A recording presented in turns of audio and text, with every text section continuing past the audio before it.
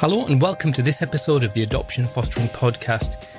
This episode's halfway between a conversation and a normal episode, and I had the opportunity to speak to Bethan Pell, a doctoral researcher from Cardiff University. She's looking specifically at child-to-parent violence in Wales. It's a fascinating study, and Bethan explains the purpose of the research and how she hopes it will develop understanding in Wales and beyond of child-to-parent violence, as well as consider whose voices aren't being heard in this discussion.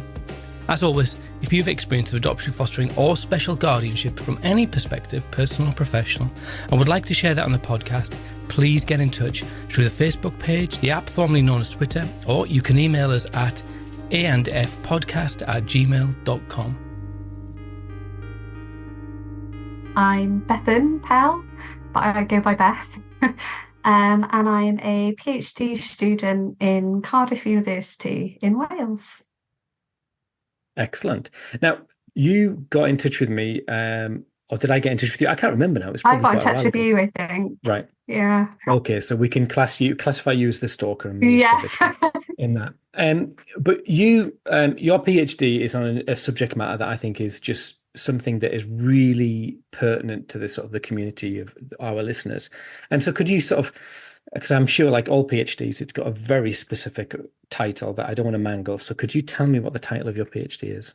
Yes, of course. So the title of my PhD is Child-to-Parent Violence, developing a theoretical understanding of child-to-parent violence in Wales. So it's very specific. It is very specific, yeah. And it is quite specific to Wales, but in terms of the title. But it's also really quite broad. And I think, and we'll go into the kind of the detail around the phases, the specific phases that I've done in my PhD. But I'm hoping that it's going to be applicable a lot wider than Wales. Because even that title, I mean, I'm sure that you've had conversations with much more important academic people than me, but I kind of have questions about that already because you've said child-to-parent violence, and I would say, well, even that is the language is contested around that. Yes. There's some people who, well, I'll not second guess what the conversation was. Was there even a conversation around that?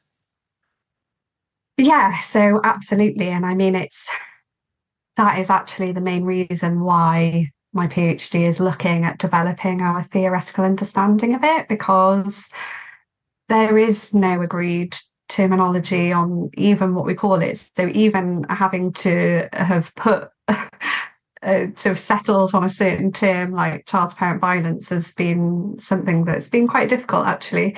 But yeah, because there's no agreed terminology, no agreed kind of definition, it really highlights our kind of lack of conceptual or theoretical framework that kind of underpins our understanding of what even this phenomenon is. And that actually makes it really difficult for us to kind of even know how to address it. And so that's kind of where my PhD comes in, really. I think that's really interesting, isn't it? Because I think that sorry, I cut across you there. Can I ask you a question maybe then before this? Why are you doing this? What brings you to this? Because I think that my experience of this world and the sort of the emails that I do get off people is saying, hi, this is my story and this is what I'm doing. And often there's a really clear reason why people are doing it. I'm not saying there is in your case, but... Yeah, it is. How much time have you got? Right. All the time. Yeah, it's a bit of a it's a funny old journey, I think, really. So my background is actually psychology. I did psychology as an undergrad degree. And then I worked predominantly kind of in the clinical field. So I worked in mental health hospitals and I worked with homelessness and I kind of fell into domestic violence. So I trained as a independent domestic violence advocate in Cardiff. And it just, that just became something that became really important to me. So I worked predominantly in the children's team. And so my work there as a practitioner was kind of mostly around safety planning, but tailoring kind of therapeutic interventions for specific needs. And that kind of included a whole sort of range of things, but also advocating for children's needs. And at that time, domestic violence abuse wasn't the impact of it on children wasn't really recognised. And I loved this job. I absolutely loved it. I used all sorts of creative ways to kind of support children and support their well-being and recovery. But I also was kind of overwhelmed by lots of feelings of powerlessness quite a lot of the time. I worked for a third sector organisation, advocating for children when people perhaps didn't really understand the impact on them became quite difficult, when your voice wasn't really heard. And so I kind of just took a step back one day and I was like, do you know what? I feel like the only way that I'm going to make an impact is if I add to the evidence base. Right. And that was kind of the way that I kind of went into research, really, was that, okay, well, the only way I feel like I can make a change is to go into research. And so I went into research, and it took me a long time to actually get my PhD. And I do have to say that I didn't think my PhD was going to be on child to parent violence. What actually happened was I wanted it to be broadly in the area of family violence, but I wanted it to be in something that was important to people in Wales, and what people in Wales felt was a priority. And so I worked for a particular centre, and I had very supportive colleagues, and we went to a conference and we ran a stakeholder workshop with kind of stakeholders in Wales, so different sort of professionals from different organisations. And we presented some of our work that was in the area of domestic violence and abuse, healthy relationships, those sorts of things. And then we co-produced some research priorities for Wales, and the biggest one that came out was child to parent violence. Wow. And so when and this was back in 2020. And so when I then had a look into this, there was no research in Wales whatsoever. And there was a lack of research anyway. And I was quite overwhelmed by that, really. And I just felt like, right, okay, I think that this needs to be my PhD topic. So I applied for a PhD, and thankfully, so supported by my supervisors to apply for one, and thankfully I was able to get it. And I think that was because it was shown to be a research priority in Wales. We have a real lack of service provision in Wales. There's a real lack of awareness in it, really, in Wales, and generally we know that anyway. So that's kind of how I came into the topic area, really. That's a really interesting path, because I'm reflecting to some of the families that I've worked with where domestic abuse is sort of part of that picture, but it just adds to the complexity of then children's behaviors. Is it mirroring? Is it an outworking of children's experiences, the impact of adversity and trauma on children, or is it just, as I said, just copying what they'd seen a parent do? But can I ask a question then? Why do you, which is maybe a bigger question, we could do a whole podcast on this, is why do you think then that there is a lack of research? I think that's a really good question. I mean, to be honest, I think it's to do with the lack of awareness around it. And I think that that's the biggest reason. I mean, there's nobody doing research. There's a few of us PhD students now in Wales who've managed to kind of link up with which is great. And there are more of us students kind of looking into this area, which I think is really important. And I think it goes back to what you talked about in terms of the terminology. I Right. think that there's, not having a shared language for what people are experiencing, I think is one of the biggest barriers for this. And I do sometimes wonder whether, people might be doing things in similar areas, but it's just not badged as what this is. And I think I've seen that the most when I'm connecting with particularly organisations, like I said, that there's a real lack of service provision in Wales for child to parent violence.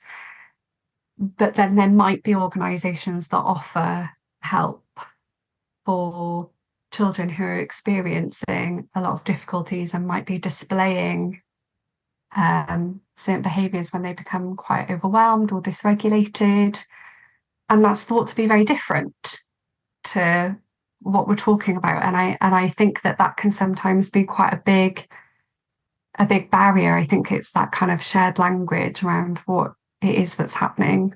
And I think that means that parents find it difficult to come forward. So that isn't, thought to be as prevalent as actually it is. Well, that's really interesting because as you're talking there, I was thinking, this is me thinking out loud, you can do my workings out as a talk, is that the way you describe it there is almost that it's looking at the same phenomena, but from two perspectives. One is very much this is a child's behavior. And the other one is from a parent or carer's perspective going, this is the impact on me. And so, yeah, the stuff that we do know is that, children with their special educational needs, there's a high prevalence, but then it's often about the child's needs, not about the impact on the parent. Yeah, and I think it's really difficult when there's two distinct kind of things going on there. But those two realities are still present and they're still real for both involved, and sometimes even wider than that, wider family. And I think it's important to look at that as a whole, and to acknowledge both, I think. I think if we can meet children's needs and also meet parents' needs to be able to continue to meet those children's needs, then that's just, that I feel like that's the only kind of way to be able to address something so complex as this. And I don't even think, I think it goes beyond that as well. I think you kind of mentioned, in terms of the prevalence of children who have additional needs, ensuring that schools are able to meet their needs, so that then there isn't that, we hear about masking all the time, and masking in environments that are constrained, where children perhaps feel constrained in those environments and then perhaps go home and become quite explosive in environments where perhaps they feel safest. And so it kind of then starts to seep into the different kind of systems.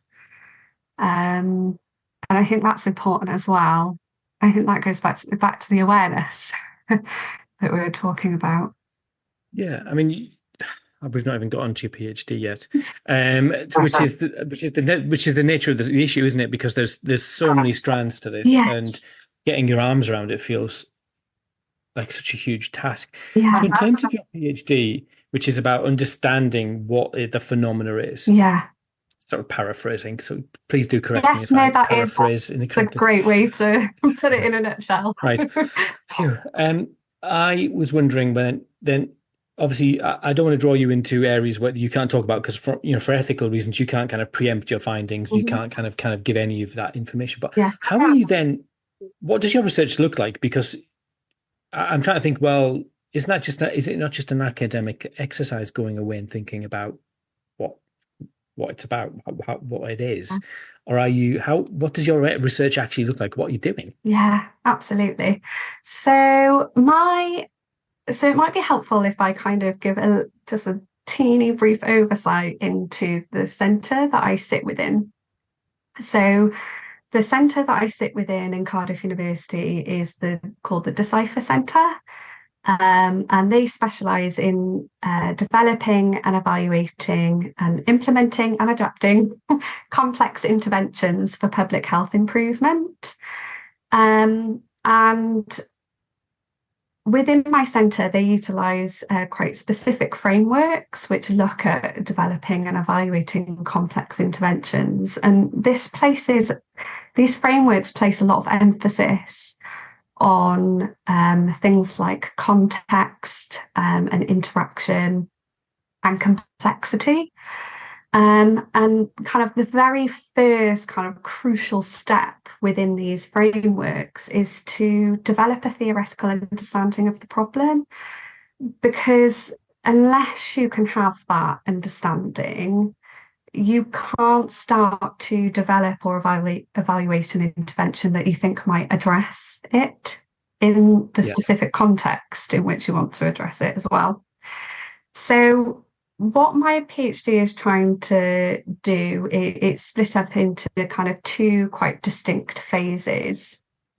So the first phase is kind of a review of the existing literature. And the reason that helps is that can help us to review and refine what we think the phenomenon kind of is, and help us understand it with the existing literature that we've already got. So what I've done is I've kind of, and it's quite a systematic process. So you come up with, you get your search terms, and it's quite laborious actually. It's taken a while. So you get all your search terms, and you search all of the existing databases for all of this kind of international literature. So mine was looking kind of internationally across the board, but it was specifically looking at qualitative literature, because I wanted to look at like stakeholder voices, and basically see what concepts were they using, and from that be able to develop kind of like a framework, a theoretical framework. And that's to basically show us like the specific context and the conditions that might shape what is happening. And that's kind of from the international literature. So that's kind of what I've been able to get from the first phase. But what that also does is that also highlights whose voices are missing. So we can then see from the international literature, right, okay, so who's prevalent within the literature at the moment, whose voices have informed this kind of model, I guess you'd call it. It's a fancy way of calling a visual diagram, really. Whose voices have informed this model, and whose voices are missing. And from that, then my second phase is a data collection phase.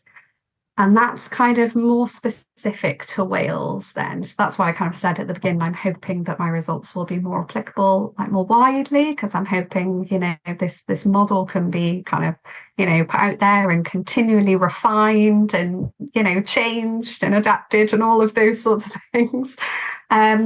So my kind of data collection phase is very much looking at Wales to refine that model for Wales. So I'm looking to speak to all different types of caregivers, a range of different professionals, and I'm also looking to speak to children and young people as well. So you said a range of different caregivers, so that then sort of fundamentally undermines the child to parent violence. Yes. Yeah, yeah, absolutely. So Sorry. no, that's okay. So when I It's- say child to parent, I'm kind of involved, we yeah, know that child to parent violence happens to, all types of caregivers. And so, yeah, that's why I've kind of broadened it out. It's quite a broad sort of framework. So within this international literature, I've also looked at, whose voices are missing in terms of the parents who are spoken to, the caregivers that are spoken to. yeah. So kind of right at the start of my PhD, it's very clear that, when I use the term parent, and I probably should have started with that really, is that I'm including all types of caregiver within that. I mean, it sounds really churlish to pick up on the language, and sometimes I swing between being really thinking this really, really matters to me, thinking what does it matter? But fascinating but my experience is that it means that people will or won't access the conversation. Yeah. Especially people who are stressed as well, which often people who are living with it are stressed, so they kind of go, well, that's not me. I'm a grandma. That's not me. I'm a brother. And you're right there, because I've been using the term child to parent violence throughout this conversation, but actually my data collection tools don't have that language in it. Right. I refer to parents as caregivers in my data collection tools to try and ensure that it is more encompassing. Yeah. But it's so difficult, isn't it? Because I guess in the world that we're in, child to parent violence is more of what it's referred to, or child to parent abuse, or child to parent violence and abuse. And it's really difficult. And I feel like I do swap and change quite a lot. Well, yeah, even yesterday because I'm writing to people about the issue, and I'm kind of going, which way shall I describe it to this person? How will it land best? Yes. Yeah. I don't want to offend, or I don't want to exclude or include a specific group. And you go, oh, blooming heck, I'm dancing on the heads of a pin, Yeah, yeah. I'm intrigued by the breadth of this. It feels like that to get your arms around this, because when we were chatting before we pressed record, and we were sort of talking about this, how good ideas on the back of a fag packet then can be really hard to translate and actually bottomed out. And it does on like the title, you go, oh, that's of course, yes. But it does feel like, has it been a challenge to get your arms around this in a way that means you can actually come to some sort of conclusion or some sort of answer? Yeah, it has. It's really overwhelming. It's such a complex. It's so complex, and I think that that's where my centre comes in, because they very much kind of specialise in dealing with complexity. And I guess with this model, what's so important is that on the surface of it, what it kind of, in terms of the different contexts, like, and the conditions, like it delves into the complexity and it embraces the complexity, but it also kind of lifts us out of it a little bit. It's so hard to describe it with I just want to kind of tell you all about it, really. There's lots of arm waving going on because it's not a visual podcast, but there's an awful lot of arm waving going on. Yeah. The fish was this big. Yeah, it is. And it looks, and it's very nuanced.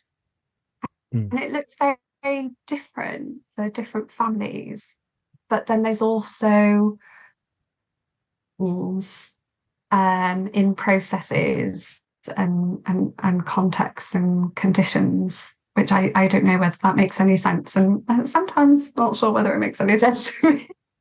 But in terms of the concepts that are talked about and the things, there's a lot of kind of quant literature on like risk factors and protective factors, and all of this sort of stuff. And what the model does is it just tries to kind of embrace the complexity, but refine it in a way that's quite clear of, these are some of the kind of the dominant kind of contexts and conditions and functions in this sort of in this strand, and then and so on. And that can start to lead us into a bit of an understanding surrounding like how we might respond. There's already there's already research showing us that one size doesn't fit all. So this is kind of a way to kind of trying to deal with that, I guess, give us a way into that. And that's what I'm hoping it will start to do, that people can pick it up and use it how they need to. It's by no means answer to everything, but I think it just gives us a different way of understanding that complexity. That's what I'm hoping it will do anyway. But that sort of reflects my experience of talking to individuals or experience it and families that are sort of in the midst of it, is that they a lot of them really understand that this is complex. Mm-hmm. Yeah. That they everyone's looking for a silver bullet, to fix the problem. But a lot of people, when you start to sit down with, that's maybe the start point, is tell me what to do. Yeah. But then when you have started conversations, they will articulate the complexity of all of the different moving parts, including themselves, including the weather, time of the year, that sort of stuff. So I'm sort of intrigued. Obviously, you haven't got your results. When will you have your results? And will you come back? That's the most important thing. Yes, I absolutely will come back. Good. So I'm hoping that I'll have my results by the end of this year. Well, that was said like a true PhD student. I'm not your supervisor. I'm not going to hold you to it. So I'm due to stop collecting data in the autumn time. I'm kind of analysing as I go. So yeah, it's most likely going to be springtime. Because things always change with research. 26. But I would but I would love to share my results. I mean, I think that's the most interesting part. And yeah, I think. Well, no, I do think, it's nice to know what the results are, but I think even the questions are interesting. I think that's why I think it's really worth having you on now, because I think there's got to be hope for people that people are looking at this, and why are they looking at it, but also how are they looking at it? Because there's, again, before the conversation, we were talking about the kind of the sort of the absence of any silver bullets, basically. And would that be sort of your ultimate goal, is that this would be a foundation that then would be developed but then built upon? Absolutely. So I kind of my PhD, a lot of my data collection was kind of informed by professionals and by parents, especially because I am looking to talk to children, and so it's really important to me to have their input, professionals, parents, children's input as to what that looked like. And so I've kind of always said to them, this is the beginning really for me. My PhD is just the start of it for me, really, and the foundation on which to kind of build on. And I think especially because, what my centre specialised in, I think there's a lot of scope for future kind of research into looking at perhaps other things to implement, components of interventions to explore. And I think even just start of research, we've talked about the fact that, the research is just so scarce. And I mentioned about my, the first phase kind of highlighting whose voices are missing. And I think there's still a lot of research to do with people whose voices are missing, because my data collection won't do it all. And that's something else I'm very clear about, is that my research isn't going to be, Can I ask you whose voices are missing, or am I going to draw you onto the rocks of your findings? I mean, I think that there's some voices who are missing that are quite obvious. So children and young people's voices are quite lacking. You know, there's some UK researchers who have done amazing in trying to bridge that gap. I think some of them you've had on the podcast. Probably, yes. But they're kind of few and far between, really. And certain types of caregivers, and even some professional roles as well. So there's still kind of a lot to do, I think, in terms of those. It's just a general lack, isn't there? I mean, across the board. Yeah, and when we think about context, and that can be kind of, anything we want it to be, really, but how broad that is in terms of even cultural context, geographical context, policy, political context, but even in terms of the nuances that we talked about in terms of people's lives and how different they can look like. I think there's just so much that we need to do. So this is definitely the start for me, and what I hope to do. And I mean, if I put it on the podcast, it has to happen then. So, but this is kind of what I've said to people is that, at the end, towards the end of my PhD, what I hope to do is put on a bit of a knowledge exchange event, and invite people to hear kind of my findings, and then perhaps looking at